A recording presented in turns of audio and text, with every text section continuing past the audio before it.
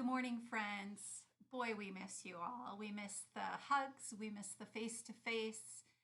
We just miss being together. So we are so grateful that you have taken some time to join us through this video.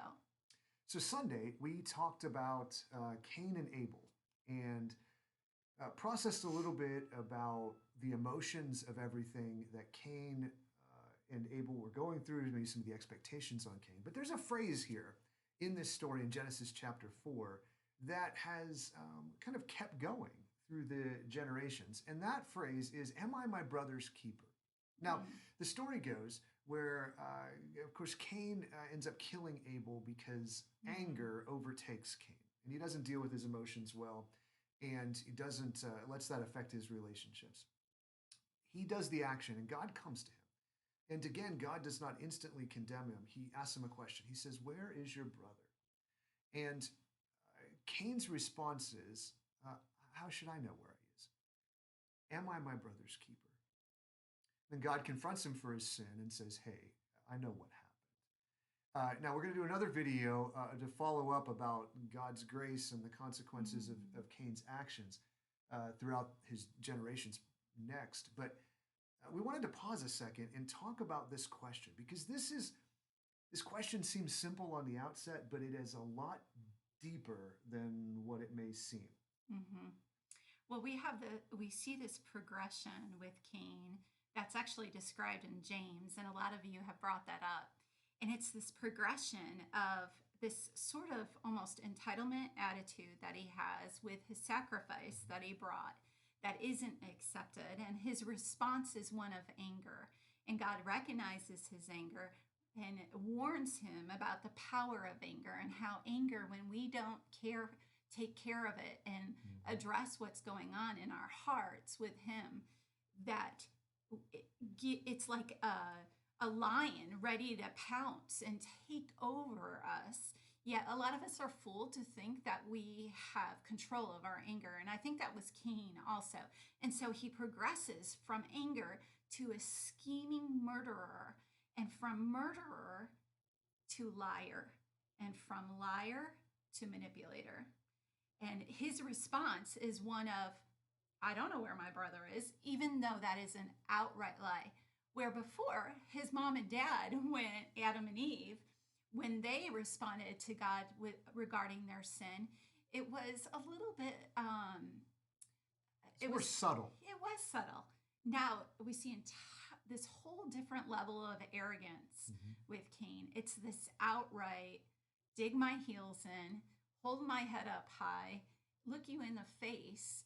I mean, not Just to be boldness. vulgar, it's a little bit of a middle finger kind of to the Lord of, who are you? I don't know where he is. And besides, so we move from lie. Am I my brother's keeper? And this idea of the keeper, this is an agrarian term that Cain was a farmer and Abel was a shepherd. And so Abel kept sheep and goats and the animals that she'd used to raise to eat. And so it's almost this kind of like, well, God, do you want me to treat Abel like he treats his sheep? Do you want me to treat him like a common animal? Because aren't we supposed to be different than the animals? And there's almost a sense of throwback too of, am I my brother's keeper? Isn't that your job? Isn't that your job to keep? Because obviously this whole prophecy about me maybe being the one who crushes the serpent's head, yeah, obviously that's not me. Like, do you want me to be it or do you not want? Do you favor him or do you favor me?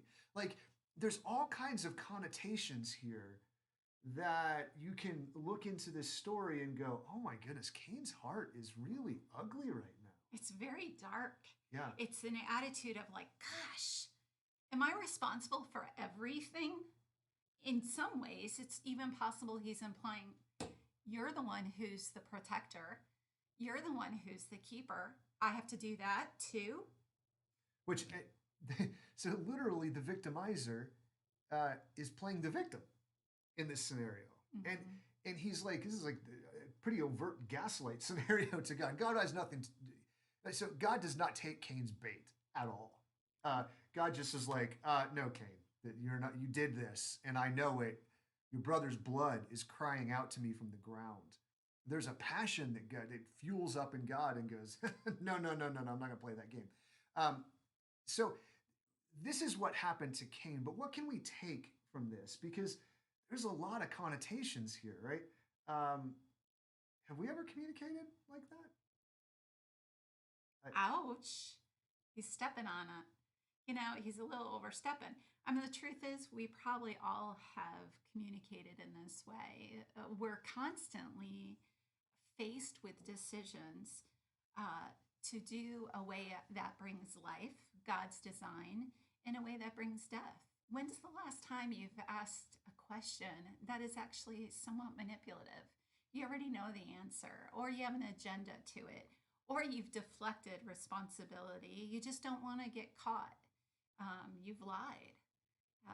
you've Research shows that we all actually tell ample lies throughout our days. I hope it's not true, but or you're a little bit like more subtle. So the things that are mm, going on covertly under the table, when somebody brings those up, you're like, oh, I didn't mean that. hmm Like you're communicating something that you know you're communicating that is on the more passive communication side, maybe your body language, maybe your nonverbals, but you don't want that to come to the top of the table because then you'd have to actually deal with it.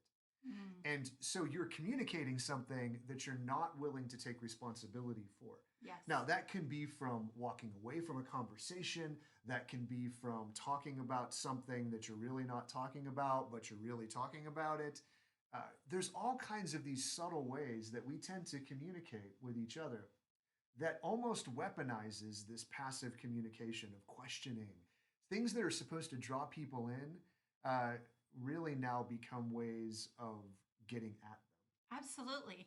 Cain was not recognizing that God's pursuit of him was the same as what God was doing with Adam and Eve. It was a pursuit of inviting him to confession, inviting him to restoration and reconciliation.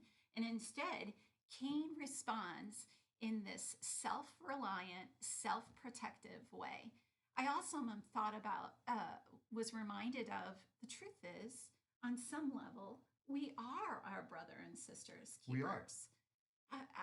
In this situation, uh, with what we're all living in right now, we're reminded that our decisions, whether we wear a mask or not, or how we social distance or not, we are reminded that our decisions and how we live life impacts others. It's a ripple effect. There are consequences for all of this stuff. And it may not be seen that way, on the outset, but everything we choose has consequences. And so, we also, how we understand this passage too, and how it's kind of come down to us now, even in some modern usage, am I my brother's keeper? Well, yes and no, right? Mm-hmm. So we can react to things and say, okay, I've got this pattern of this. Somebody wants something from me, and I'm going to react and say, I don't have any responsibility. Uh, I'm not my brother's keeper. I choose not to get involved in whatever's going on with you. Or we can kind of recreate that and Mm-hmm. take responsibility for it. So we either react or take over responsibility. We either overfunction or underfunction. And both of those extremes are not really what this verse is talking about. In was it Galatians, it talks Mm-hmm. about bearing each other's burdens, but taking responsibility for your own load. It's kind of a both and scenario. So, how do we foster that Mm-hmm. within each other? How Mm-hmm. do we kind of keep those polarities at bay? Right. In scripture, we see all sorts of um, one another's, how we are to treat one another, and how we are to comfort one another, how we are to care for the widow and the orphan. And I think you're right. We have this polarity of I either overfunction and I'm jumping from one person's need to another in therapeutic terms. That's a little bit of like this codependent, I'm everybody else's needs fuels my behavior, my sense of identity. And then we have this other one, this super guardedness. I'm disconnected from everybody. It's not my deal. you know, and so there is that in between. So my care should never supersede somebody's choice. Hmm. There's always individual choice. We were created with individual choice and individual will. And so my care extended never exceeds the choice. The choice is not my responsibility. The consequences of the choice is not my responsibility. And I also, my care, I should not do for anyone Hmm. what they are capable of doing.